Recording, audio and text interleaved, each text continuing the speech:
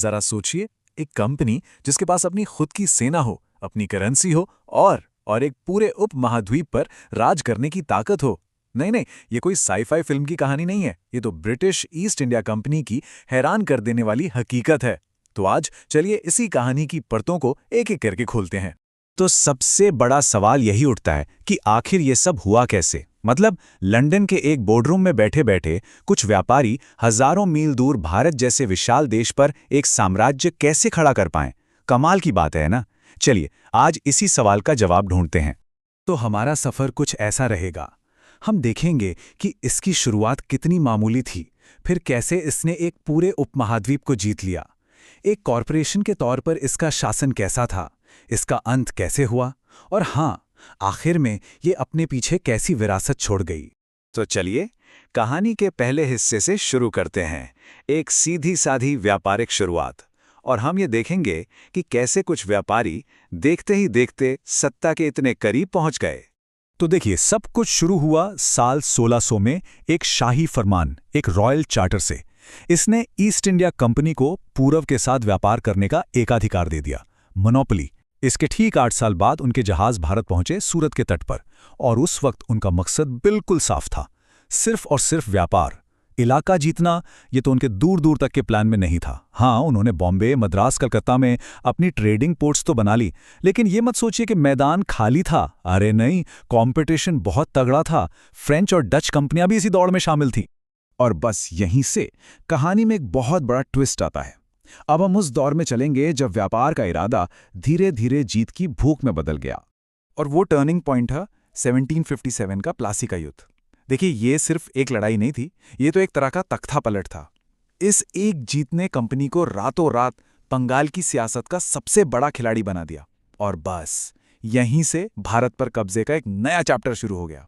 इस जबरदस्त जीत के बाद मुगल सम्राट से कंपनी को मिले दीवानी राइट्स। अब ये क्या थे? इसका सीधा सा मतलब था कि कंपनी अब बंगाल, बिहार और उड़ीसा में टैक्स यानी राजस्व वसूल सकती थी। सोचिए जरा, एक ट्रेडिंग कंपनी अब सरकार का काम कर रही थी, और इसी पैसे का इस्तेमाल उन्होंने अपनी एक बड़ी प्राइवेट सेना बनाने में किया, और फिर उसी सेना के दम पर अपने इलाके को और बढ़ाया।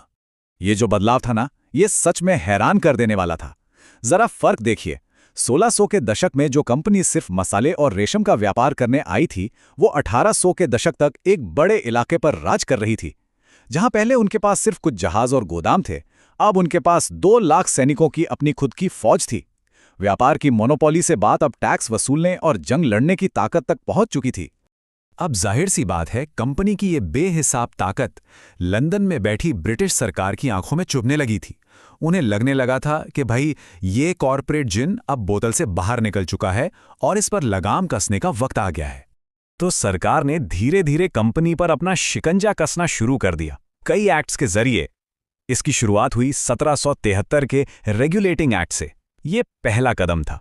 इसके बाद आया 1784 का पिट्स इंडिया एक्ट, जिसने सरकारी निगरानी को और भी ज्यादा सख्त कर दिया।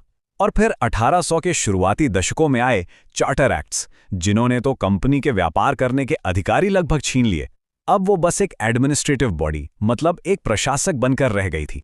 और अब हम पहुंचते हैं कहानी के सबसे नाटकीय और सबसे हिंसक मोड़ पर, वो समय जब कंपनी के राज का अंत हुआ। साल 1857 का विद्रोह। आप इसे एक सदी से अंदर ही अंदर सुलग रही नफरत की आखिरी चिंगारी कह सकते हैं। ये कंपनी के शोषण, जमीन हड़पने की नीतियों और लोगों के कल्चर में दखलंदाजी के खिलाफ एक बहुत बड़ा जबरदस्त विद्रोह था। और इसी विद्रोह ने कंपनी के ताबूत में आखिरी कील ठोकने का काम किया। 1858 ये वो साल है जब 250 साल पुरानी इस ताकतवर कंपनी का सूरज हमेशा हमेशा के लिए डूब गया।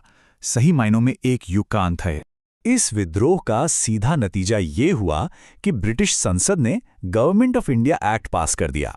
भारत की सत्ता कंपनी के हाथों से छीनकर सीधे ब्रिटिश क्राउन यानी महारानी के हाथ में चली गई, और ईस्ट इंडिया कंपनी वो बस इतिहास के पन्नों में सिमट कर रह गई। तो सवाल ये उठता है कि अपने पीछे यह कंपनी आखिर छोड़कर क्या गई। चलिए अब इसकी बड़ी ही कॉम्प्लेक्स और अक्सर विवादों में रहने वाली विरासत पर एक नजर डालते हैं। देखिए, इसकी विरासत एक सिक्के के 2 पहलुओं की तरह है। एक तरफ तो अंग्रेजी भाषा, वेस्टर्न एजुकेशन, एक कोडिफाइड लीगल सिस्टम और हाँ, रेलवे जैसी चीजें हैं। जिनकी शुरुआत कहीं ना कहीं यहीं से जुड़ी है। लेकिन सिक्के का दूसरा पहलू भी है। उसकी नीतियों ने हमारे स्थानीय कारीगरों और व्यापार को तबाह कर दिया।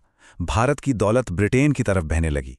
देश ने भयानक अकाल देखे और जमीन पर कब्जा करने की नीतियां तो थी ही। तो आखिर में हम इसे क्या कहें? क्या east India company global trade का एक बेहतरीन उदाहरण थी, या फिर इतिहास की एक बहुत बड़ी चेतावनी कि जब किसी कॉरपोरेशन को बेहिसाब ताकत मिल जाती है तो क्या हो सकता है?